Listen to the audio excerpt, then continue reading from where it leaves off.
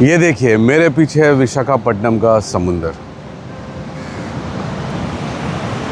कल रात को जब आया तो एक्सपीरियंस तो ख़राब हुआ था, पर कोई बात नहीं, एक नया रूम ले लिया और अच्छे से सोया। अभी आज का प्लान ये है कि यहाँ पे जो म्यूज़ियम है वो म्यूज़ियम देखने जाऊँगा, जो खुलता है 10 बजे और अभी बजे 7:30, तो उसके पहले मुझे लगा थोड़ा घूम लेना चाहिए। तो अभी मैं बीच पे टहल रहा हूँ, चाय नाश्ता करूँगा। अभी जब कल रात को मैं आइसक्रीम खाने रुका था एक प्लेस पे, तो मुझे जो वहाँ पे एक लेडी थी उन्होंने बताया कि बीच के ऊपर एक विशाखा फेस्टिवल चल रहा है, तो कुछ एग्जीबिशन टाइप इवेंट चल रहा है। तो मैं वो भी जाके एक्सप्लोर करूँगा वो क्या है कैसा है। और सुबह सुबह मैं चलने निकला हूँ तो लगा कि गोप्रो लगा ही देते हैं, गोप्रो का एक फुटेज हो जाएगा सिटी वॉक का। So that's it for now.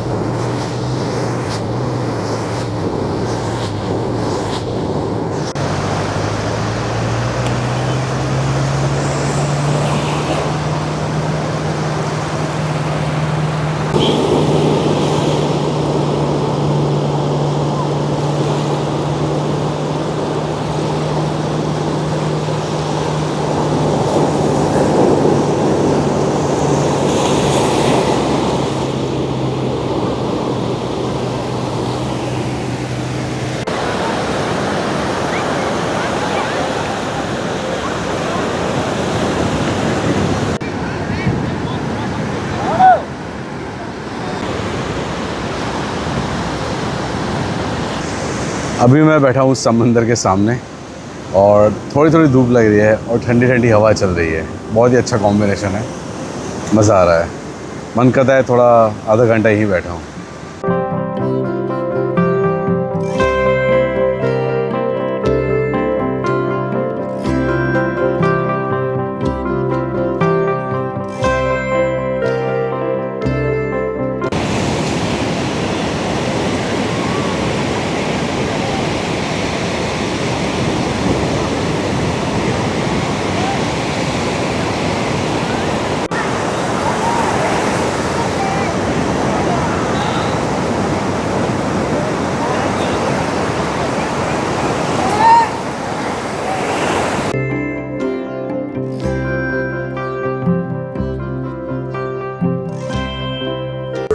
यहाँ पे एक वाइजैक फेस्टिवल चल रहा है, तो उसके चलते हुए यहाँ पे एक मंदिर का मॉडल भी बनाया गया है।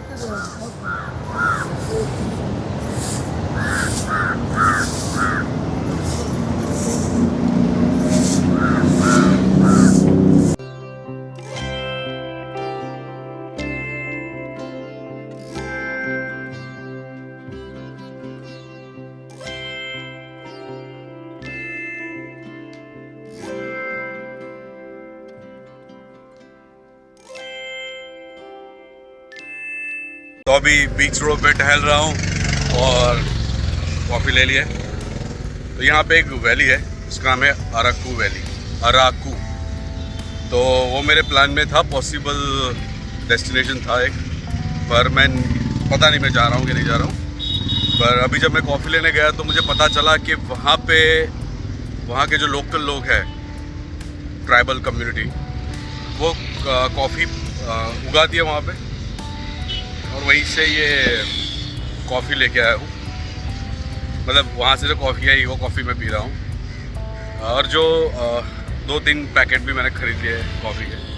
So when I will be back in my studio I can use that coffee.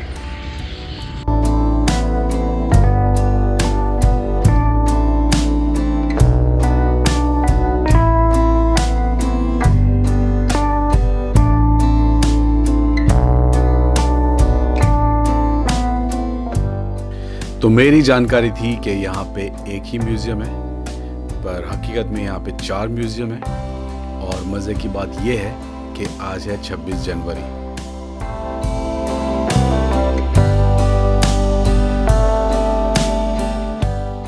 आप चारों में से कोई भी म्यूज़ियम को इंडिविजुअल देखने की टिकट खरीद सकते हो, नहीं तो आप 200 रुपया दे के एक कॉम्बो टिकट भी खरीद सकते हो। मैंने 200 रुपये दे के एक कॉम्बो टिकट खरीद ली है जो चारों म्यूज़ियम में चलेगी। तो अभी हम आ पहुँचे हैं एयरक्राफ्ट म्यूज़ियम में। तो आपको मैं जाके दिखाता हूँ अंदर क्या है, कैसे एयरक्राफ्ट है। वॉर एयरक्राफ्ट हो गए, आपने वॉर मूवीज़ देखी है, आपने वॉर क्लिप्स देखी है, आपने वॉर नॉवेल पढ़ी है, तो ये एयरक्राफ्ट म्यूज़ियम और बाकी के म्यूज़ियम जो और 3 म्यूज़ियम है इसके अलावा, वो सब आपके लिए बहुत ही इंटरेस्टिंग होने वाले हैं। एंटर होते ही ये हमें वॉरक्राफ्ट म्यूज़ियम का लेआउट मिल जाता है। इसका नाम है TU-142 म्यूज़ियम और लिखा हुआ है वाइजैक। और वाइजैक में क्या क्या घूमने लायक चीज़ है वो भी उन्होंने दिखा दी है। अराकू वैली जो मैंने आपको बोला कॉफ़ी के लिए फेमस है वो, उसके अलावा जो मुझे पता है Borra caves, and this temple also is very famous. Kailash Giri is also one place which is very famous among religious people and travelers. If you are a Shiva Bhakt, you should definitely visit.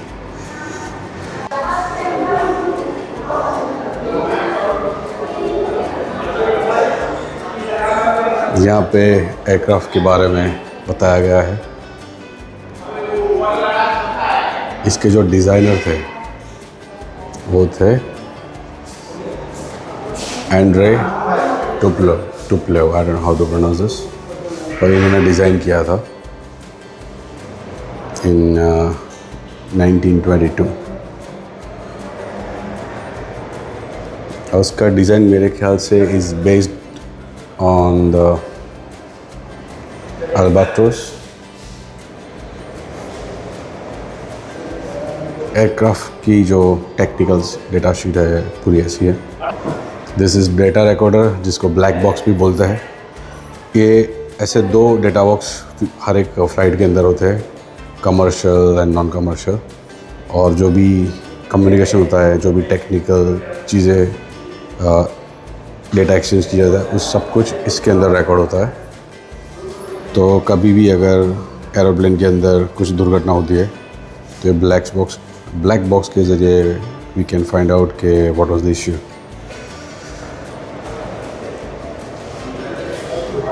अगर आपने मेरी पिछली video में देखा है जहाँ पे मैं एरोप्लेन उड़ा रहा था, तो आपने देखा होगा कि एक ऐसा ही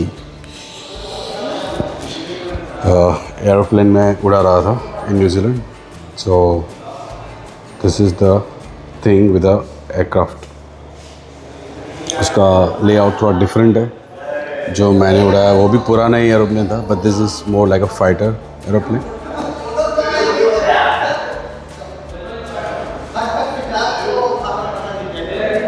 ये इंडियन नेवी जो होते हैं उनके यूनिफॉर्म है कि किस लोगों का कैसा यूनिफॉर्म होता है। ऑफिसर्स एंड सेलर्स के लिए वाइट, जो बड़े ऑफिसर होते हैं उनके लिए ब्लैक, एंड कैप्टन अबो हर एक का अलग अलग यूनिफॉर्म होता है, वो दिखाया गया है।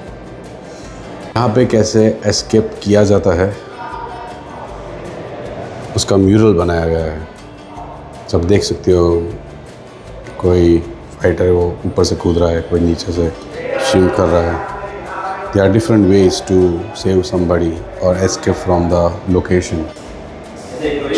ये होता है पायलट का यूनिफॉर्म, ये रियल ह्यूमन साइज है। This is a uniform for female. It's called observer. And this is the dress for the flight engineer. Indian navy uniform में जो पहले आपको दिखाया उसमें कुछ कंटिन्यूएशन है, और भी डिफरेंट डेस्टिनेशन के हिसाब से डिफरेंट यूनिफॉर्म होते हैं। यहाँ पे भी आप देख सकते हो, यहाँ पे लिखा गया है कि एक फ़्लाइट इंजीनियर होता है, इसकी ड्रेस आपको दिखाई मैंने। तो ये is a main guy who observe the entire duration of flight. लिखा है कि जो फ़्लाइट इंजीनियर होता है उसको 10 से 12 घंटा भी काम करना पड़ सकता है। जब एयरक्राफ्ट में पायलट बैठता है तब से लेकर वापस आता है तब तक उसकी ज़िम्मेदारी है कि वो हर कंट्रोल को मॉनिटर करे ग्राउंड से, और उनको एडवाइस करे कि आगे क्या करना है इन एवरी पॉसिबल सिचुएशन। ये फ़्लाइट गनर, फ़्लाइट सिग्नलर, ये है एयर टेक्निकल ऑफिसर। फ़्लाइट सिग्नलर का काम क्या है? Is a radio communication specialist. तो ये जो बंदा रहता है वो उसका काम ये होता है कि जो भी कम्युनिकेशन हो रहा है रेडियो के द्वारा उसको अच्छे से ऑब्जर्व करें। हम जाएंगे इक्विपमेंट जोन में। यहाँ पे अलग अलग तरह की चीज़ें लगाई गई हुई है।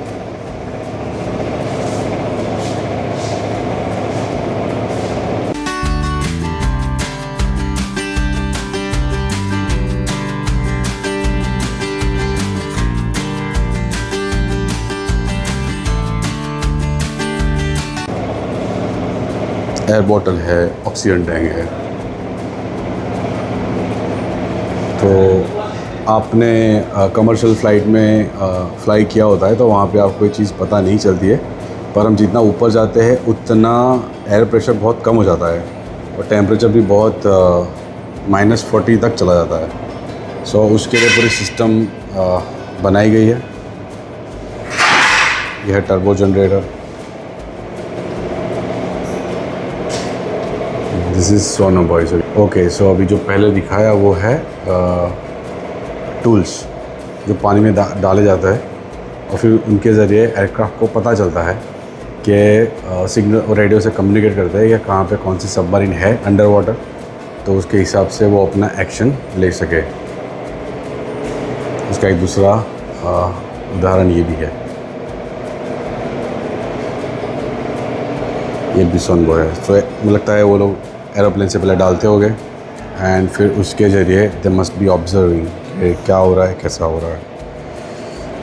ये एक चीज़ देखिए आप, ये भी उसका एक प्रकार है और पूरी डिटेल दी गई है कैसे इसको क्या बोला जाता है। This is propeller.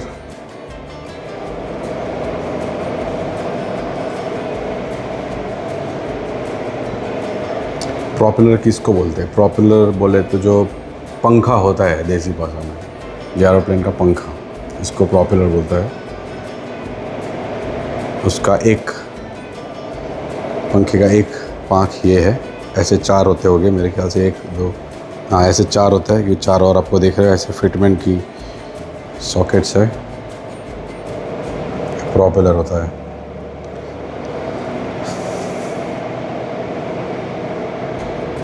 ये इंजन है, ये पूरा इंजन जो पंखे के पीछे का हिस्सा जो होता है ये होता है।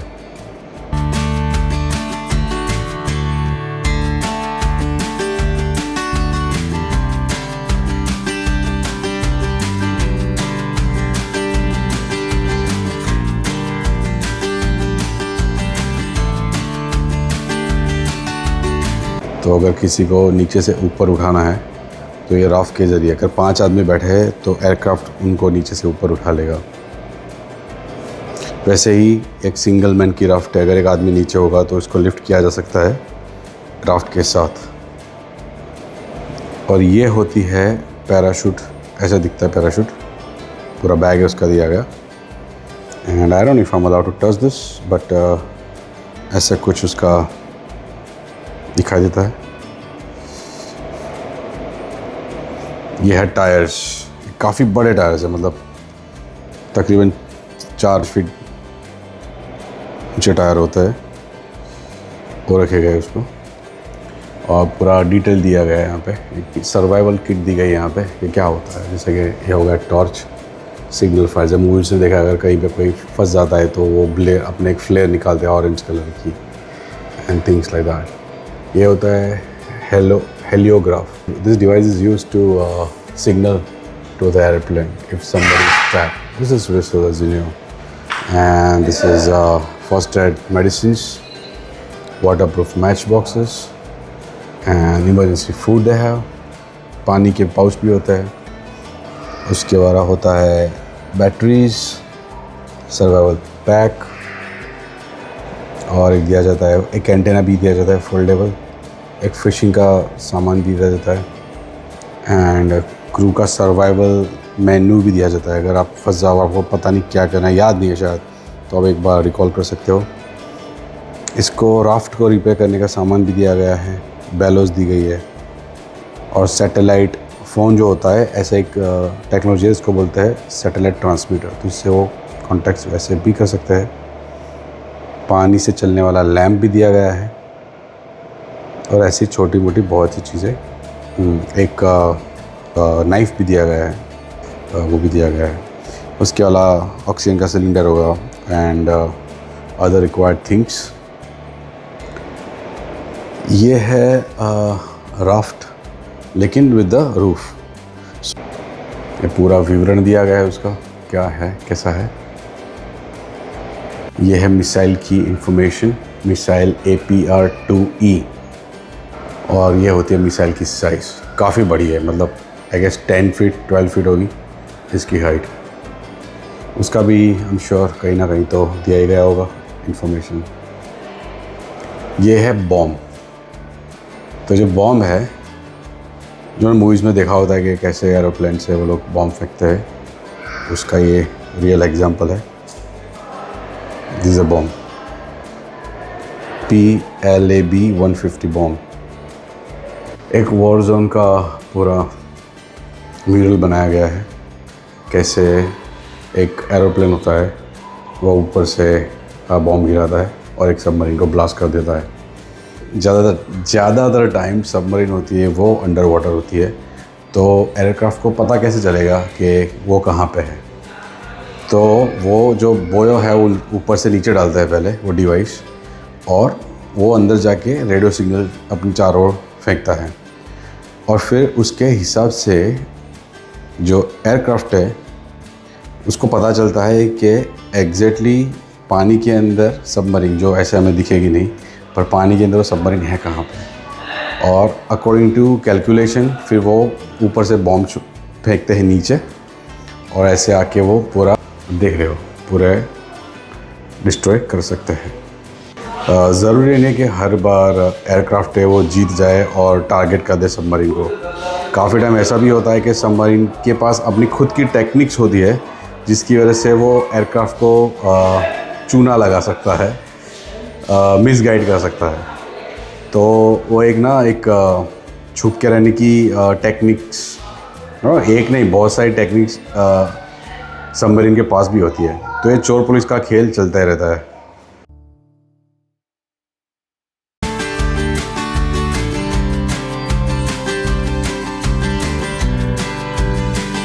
तो ये सेक्शन में डिफरेंट मेडल जो होते हैं उसके बारे में विवरण दिया गया है, कौन सा मेडल किस तरह का होता है, उसका वैल्यू क्या होता है और किसको कब मिलता है।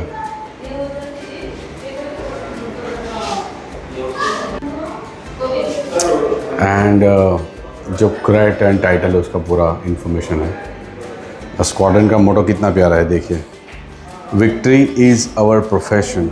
How amazing is this, beautiful line, right?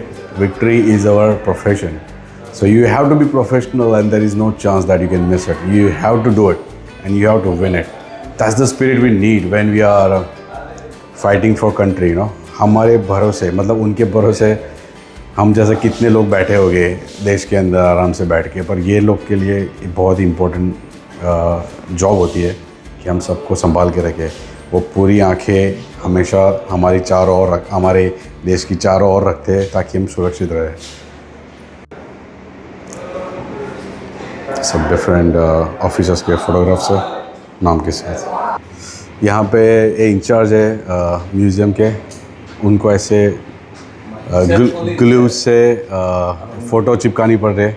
वो बोल रहे हैं कि लोग आके तोड़ फोड़ कर देते हैं चीज़ों को, so that is not good.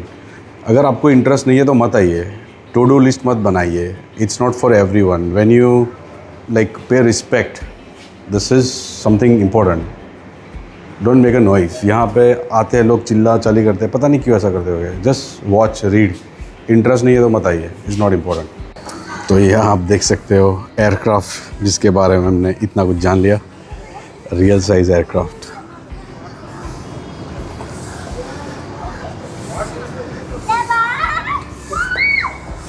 अब इसके अंदर हम अंदर जाएंगे, देखते हैं अंदर क्या है।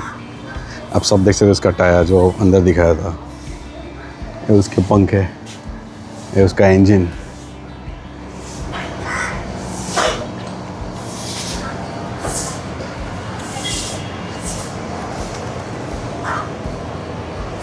आपने अगर किसी ने यूट्यूब वीडियो में देखा हो तो दो पंजाबी भाई थे, वो ऐसे एयरक्राफ्ट के टायर के अंदर घुस के लंदन गए थे, जिसमें से एक बचा है, आगे सभी भी ज़िंदा है शायद वो, और एक पता नहीं कहाँ मर गया, कहाँ गिर गया, वो भी नहीं पता किसी को।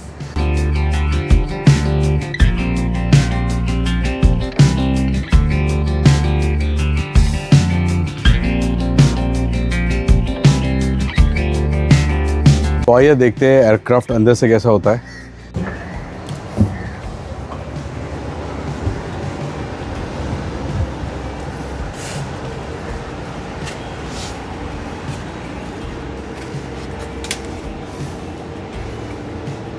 तो जैसे आपको पहले दिखाया कि अलग अलग तरीके रोल्स होते हैं, तो यहाँ पे दिखाया गया कि कैसे अलग अलग तरीके के रोल होता है।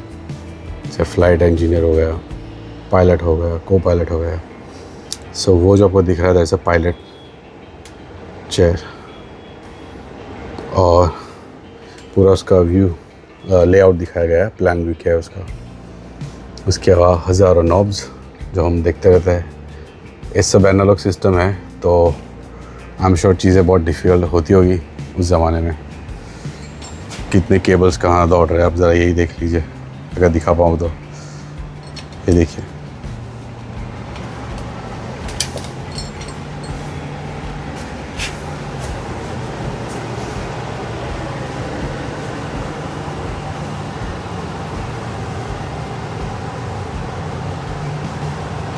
ये है सीनियर नेविगेटर, ये है टैको। मतलब कितने सारे लोग होते हैं देखो एक एयरक्राफ्ट चलाने के लिए।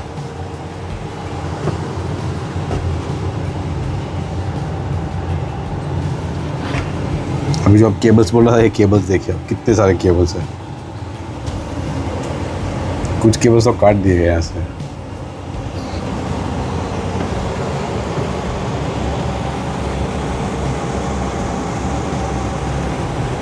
Fascinating.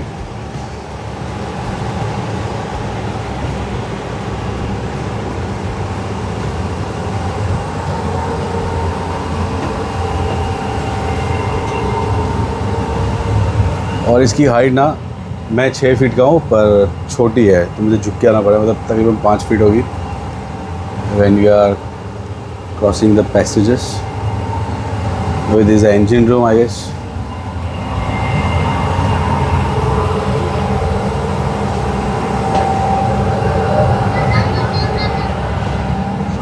Don't be scared, Adia. Atuma, these are all bomb carriers.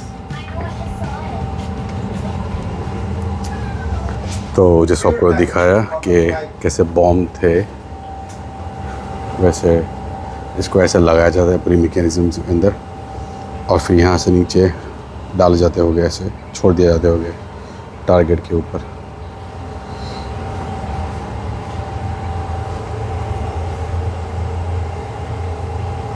तो दोनों बाजू है, एक ये बाजू लेफ़्ट में है, एक में राइट में है।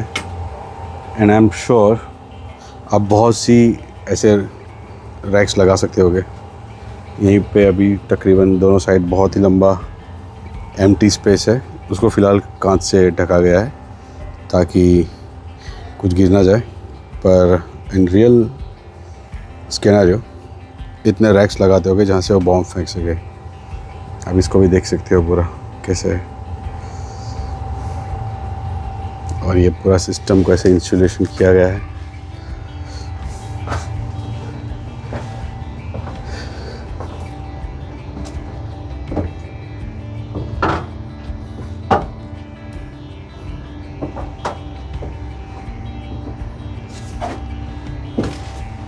ये है ब्लैक बॉक्स जो आपको नीचे मैंने दिखाया था। उसको बोलते हैं ब्लैक बॉक्स, पर वो होता है लाल ऑरेंज कलर का।